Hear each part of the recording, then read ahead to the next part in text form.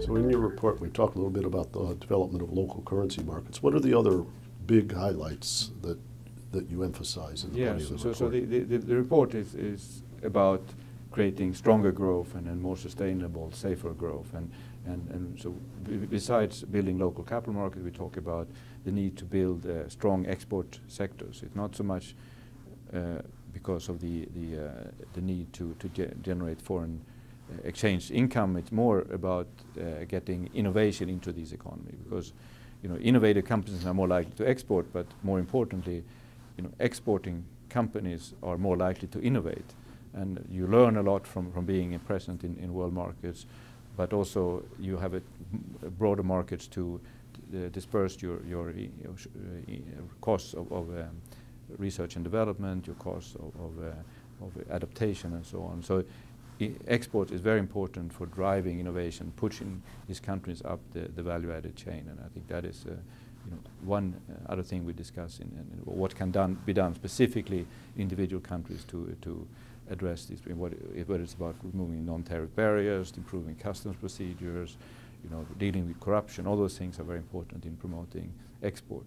The last area we look at is the general business environment. So this is of course something that the EBRD has been very much pushing over the years, but here in this report we try to take a new look at the data and tease out more specifically what can you actually learn from the data that we have on particularly we work with a survey of enterprise managers in all our countries of operation, and we're trying to see what from their perspective are the most serious obstacles, and then you have to deal with a lot of methodological problems when you look at this kind of data.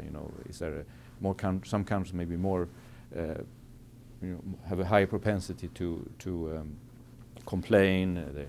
There may be in some countries something that's described as an important obstacle may actually there may be other things that you would think are important, but actually because those issues have been dealt with, this comes out as an important obstacle. So you have to try to understand exactly what is the reality that these managers face when you try when they say that this is a particular obstacle. So we do that methodological analysis, and then we try to see what are the actual policy implications, and again looking at what has individual countries done.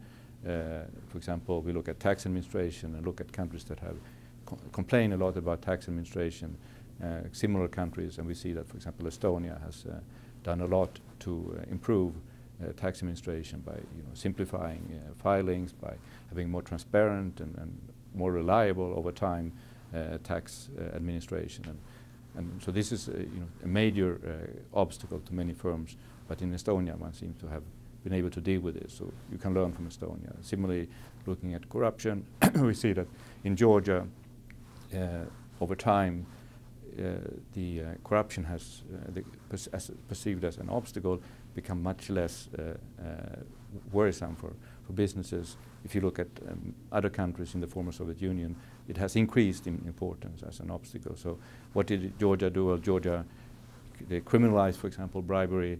They fired a lot of bureaucrats and paid the remaining ones better. So there were things that Georgia did that could probably be emulated by other countries. So that's the third part, how to improve the general business environment.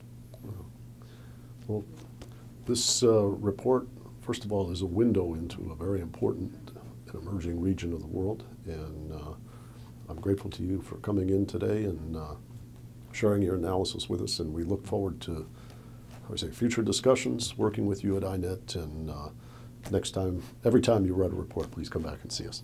Thank you very much. I think it's very important.